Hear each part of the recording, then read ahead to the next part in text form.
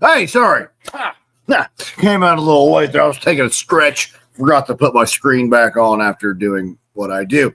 Welcome to the Powerslam Platter. I'm Red Velvet, and we're going to talk some wrestling. But real quick, I want to thank the people that make this possible.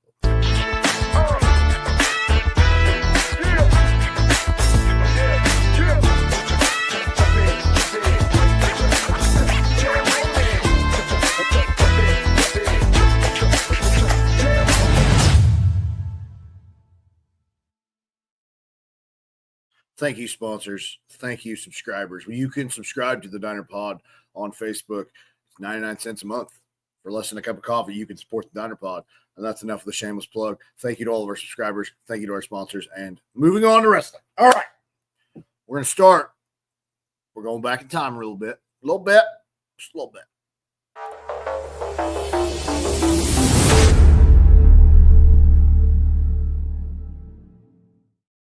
Today in pro wrestling history, 1997, WWF taped their 100th episode of Sunday Night Heat, and the card was, in the dark match, we had the Mean Street Posse. They defeated the Dups, Bo and Jack, and Joey Legend in a six-man tag. And then another dark match, Scott Vick defeated Tracy Smothers. And then on the main show, Hardcore Holly defeats Gangrel. Midian defeats... Sorry, I can't read. Midian defeats Mosh. Eserios defeats Stevie Richards, and the Acolytes defeated D'Lo Brown and Perry Saturn. So that's pretty cool. I have two screens going, so just bear with me. I'm not that intelligent. I'm trying to do two things at once. All right, we're going to talk about a little SmackDown from Friday night. John Cena opened the show. I'm the GOAT. I'm the GOAT. I'll get it, John. You're old. You think you're good. He can outmaneuver anybody. Rhodes, Orton, LA Knight, they confront him, and then Ron Killings comes in and bam! Just attacks him twice that night. Naomi addressed the crowd. She, called out Tiffany Stratton, said, "I'm coming for your belt. Be ready." She vowed to cash in at any time. So Tiffany Stratton better be ready. I've not had my coffee this morning, and I'm kind of like, oh, it's been a busy week. So bear with me. Randy Orton defeated LA Knight, Carmelo Hayes, and Aleister Black in a fatal four-way King of the Ring match. After the match, Bronson Reed and Braun Breaker attacked LA Knight. Great, the Dangerous Alliance is showing up. Oh, it's just so much pandemonium. Jade Cargill wins her Queen of the Ring qualifying match. The Wyatt Six defeat Motor City Machine Guns. Alexa Bliss defeats Charlotte, Alba Fire, and Candice LeRae in a Queen of the Ring qualifier. And Cody Rhodes defeats all these other guys, and when he wins King of the Ring qualifier. So I did some investigation, a little research, see what potential storylines are forming from this episode of SmackDown, and let's see what's going on with all this. John Cena and the Ron Killings feud. Will we see a triple threat match? Here's a potential storyline. What I've cooked up. Killings using these attacks to prove that he's a legit threat to Cena. Okay, Punk is manipulating Killings to weaken Cena before their match. I mean, I can see it happening. And once again, this could lead to a triple threat because Killings is going to get smart. He's going to figure it out and be like, "Hi, I have it." And then they get into it. Then Naomi's Money in the Bank cash-in tease. She's going to stalk Tiffany Stratton for the next couple of weeks. Nope, not going to cash in. Just got you. Just a kid. Which also Nia Jax involved, That could lead to a Stratton Jax feud with Naomi just hanging out ringside with her bag or briefcase. Like, "Hey, I'm here. Don't forget about me. Don't forget about me." Naomi could form an alliance temporarily with Nia Jax to dethrone Tiffany Stratton. Jax could get turned on by Naomi, or this could lead to a multi-woman match at Night of Champions. The Cody Rhodes, Randy Orton, do they face next week? Oh, they're gonna clash eventually. That's my pick. They're gonna clash, and we're gonna see a legacy reunion. And there's gonna be things gonna happen. They are former allies. They are the legacy. Orton's a bad guy, though. Well, historically a bad guy. Historically. That could come into play here. Could turn on Rhodes. setting up something at SummerSlam. That's and if one eliminates, so if Rhodes beats Orton, Orton will turn heel and cost Rhodes that title shot, or vice versa. That's one will turn on the other. Calling it right now. Jade Cargill. Let's see, she's going to dominate the tournament. That could happen.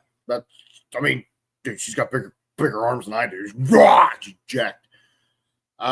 She's going to take on Roxanne Perez. We're going to call it. She's going to beat the absolute dog crap out of her, destroy her, and it's going to keep like, look at me. I'm the new irresistible force. But Nia Jax could be waiting as well, and we'll have Cargill, Nia Jax again. We'll see what happens. Like my nails, my daughter painted them. The Wyatt Six, I've got a prediction. They're gonna get higher up. They're really gonna push for those tag titles and dominate the tag team scene. You know, like this, they've got this cryptic campaign where they're just destroying teams, laying them out week by week.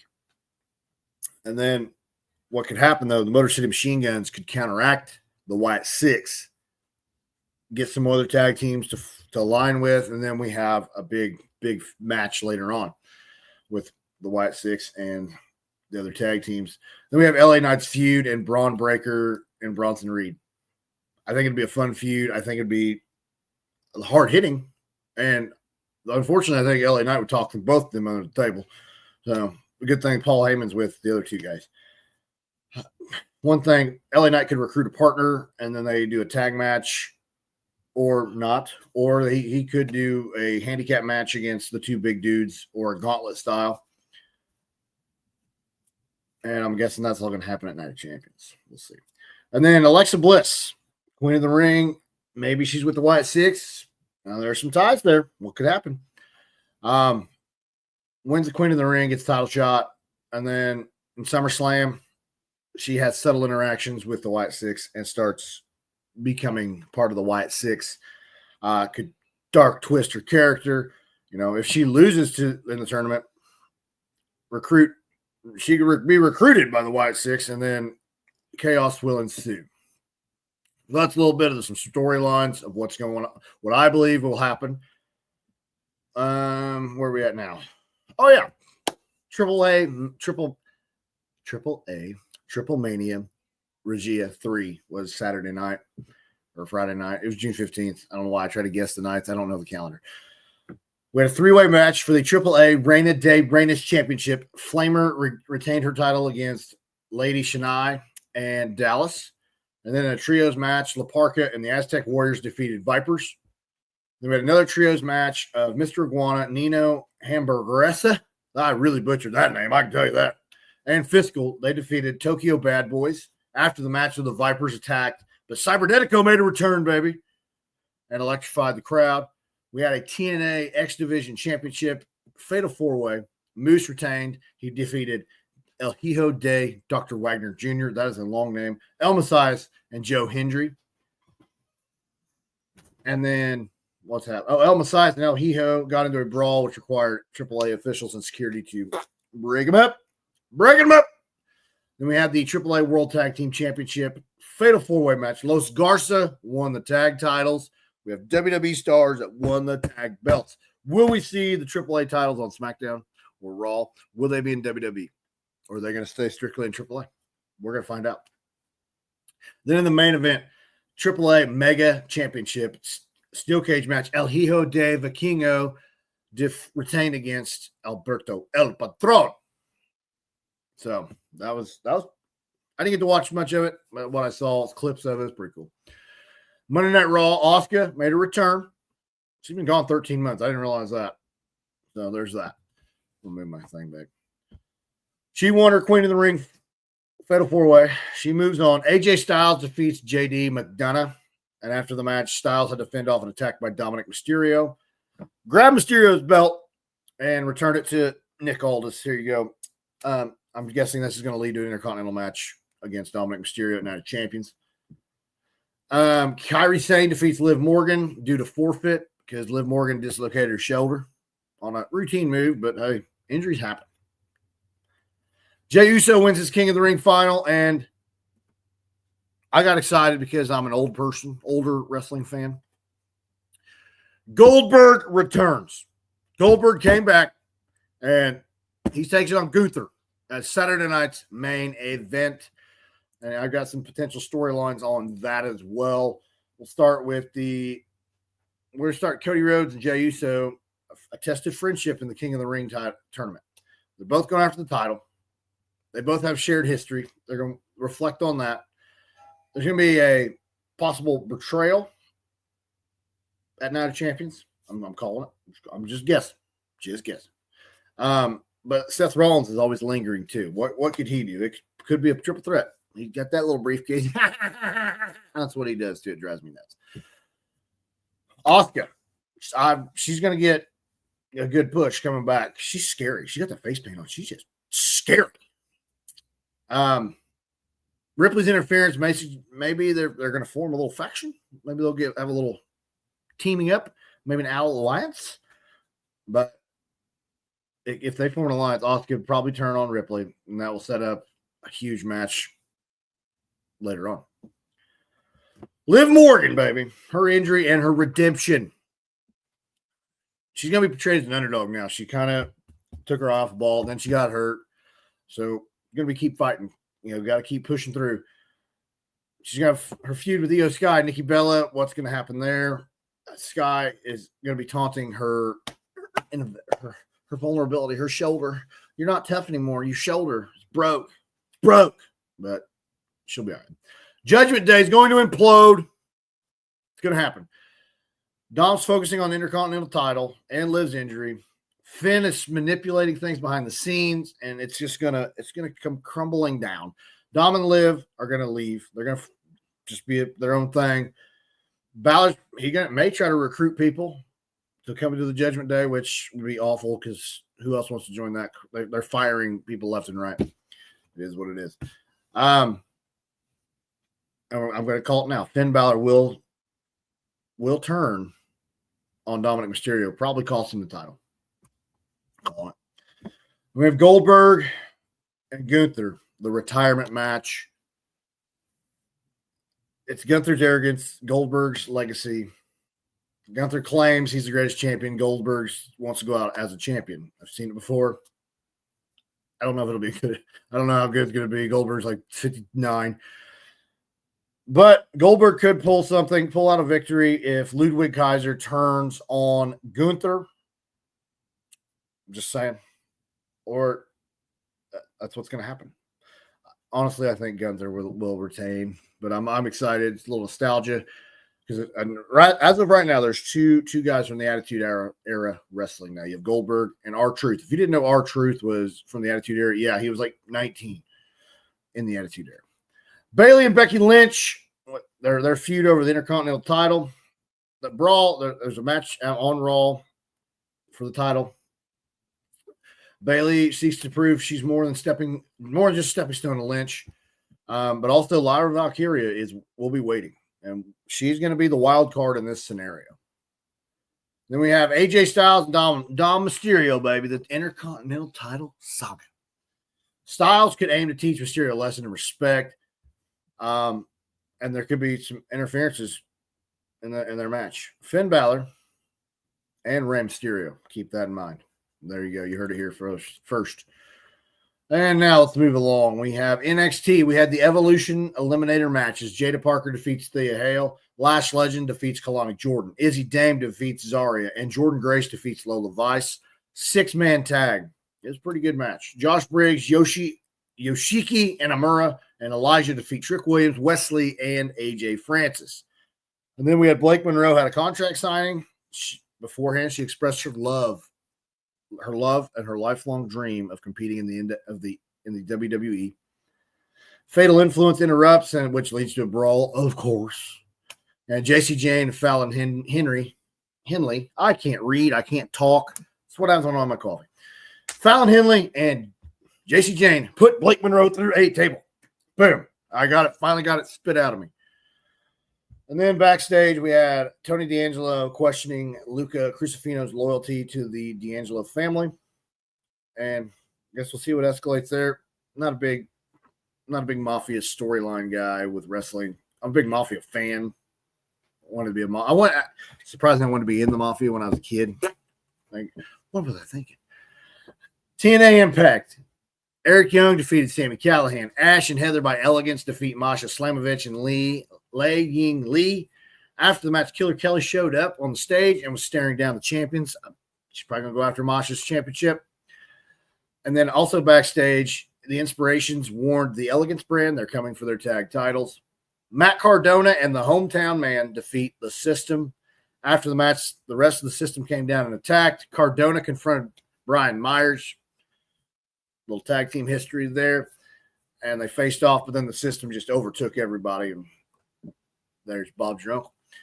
We had Champions Challenge. Joe Hendry, Elijah, the Rascals, and Leon Slater defeated Trick Williams, Steve Macklin, Moose, and the Nemeth in the main event. Now we're going to some Dinerverse action. OVW Hard Reset was Saturday. And here's some Dinerverse results. Lovely Miss Larkin defeats Rachel Leigh. We had the Rush Division Open Invitational ladder match. That was pretty, oh my gosh. Props to everybody, all the competitors in that match. It was phenomenal. But the winner, and Mr. H, this is one thing Mr. H and I agree on. Steven Steele is your new OVW Rush Division champion. Steven Steele. Not a fan at all. Throwing that out there. He came in late. The match, everybody destroyed, beat up. He shimmies some dudes off the ladder, and he climbs up there, grabs the title, and then whatever. He won. He's the champion. It's bad. But there were some Dinerverse superstars in action. Elijah Eros and Jake Painter were involved in that match. The OVW Tag Team Championship. The trifecta retain against Luscious, Lawrence, and Jake Lawless. Lawless. I can't enunciate. They're going to dominate, man. They're going to dominate the tag division. They're going to be the longest reigning OVW tag champs. Calling it. And then OVW United States champion Eric Surge retains against Tony Evans. So that's what was going on with your Dinerverse superstars at OVW Hard Reset. Then we move to OVW Overdrive. Eric Surge defeats Prime Jackson. We have a Rush Division scramble. Maximo Suave wins. It was a 6-person match. Elijah Eros was a participant. So Maximo Suave, congratulations. On OVW Rise, Lovely Miss Larkin defeats Noelle Antoinette. I might have butchered it. I apologize. And Maddie, the American Baddie. I know Noelle is coming to Signal 10, and I am terrified. She scares the crap out of me. And yeah. So there's that. Freya the Slayer defeated Carter Kaufman. 6-man tag. Dustin Jackson, Luscious Lawrence, and Jake Lawless. I got better. They defeated the trifecta. It was a fluke. Hands down, a fluke. Something popped and that scared me. It was a fluke. They just had an off night. We had an OVW heavyweight tournament. One of the matches, Crixus versus Jack Vaughn. Jack Vaughn invited Donovan Cecil down to learn some wrestling moves, learn from the veteran. But the veteran didn't keep his eye on the ball. He was too focused on Cecil, and that costed him the match against Crixus. Well, then the very next match, Tony Gunn takes on Donovan Cecil. Jack Vaughn's there. Jack Vaughn got involved. He kept distracting the Mammoth, causing Tony Gunn to win. Dirty tactics, veteran. Dirty tactics. We're going to look ahead now. We got SmackDown tonight on USA. Be sure to check that out. Tomorrow, no, it's tonight. See, I got to put days. June 20th, GCW banging in Little Rock, baby. Tomorrow night, June 21st, Signal 10 Wrestling Shelburne Showdown. Free show in Shelburne. And we have some match announcements. We have Vacay Ray taking on Sage Phillips. Juice Herta versus CFR. Juice is making his debut. We have a triple threat match. Idris Wolf, Austin Ryan, and Book Hemingway. And then 2 new guys making their debut. Mega Mondo and Stone Payne will be taking on each other. There'll be some other matches, but these are all the ones announced, and also card subject to change. On the 22nd, we have GCW Take a Picture. And on June 26th, MLW Major League Wrestling Summer of the Beasts. On the 27th, we have NWA Chicago Endless Summer 2. On the 28th, we have WWE Night of Champions. And is that in Saudi Arabia? So it's probably like at noon or 10 a.m. Also on the 28th, this is more important than WWE Night of Champions. The Signal 10 Wrestling Ultimate Rumble. Last year, the first Diner Pod champion was crowned. This year, I wonder what Mr. H has got planned. I'm excited for it. We have Diner Pod Championship. Kehoe Day Appalachia takes on BEA's own Avery Hertz. Then we have BEA's Carter Kaufman taking on Rachel Lay. The Singleton Wrestling Heavyweight Championship. Sam Knight defends against Christian Rose. It's a highly anticipated match. Then we have Noel Summit versus Leela Hall. And Logan Myers versus Jake Omen. Looking forward to that. Plus the 20-man over-the-top Rumble, which there's still a few spots left. If you would like to be a Rumble entrant sponsor, $40. And that's what you name announced during the show, social media post, logo on the big screen at the event, and logo on the YouTube video.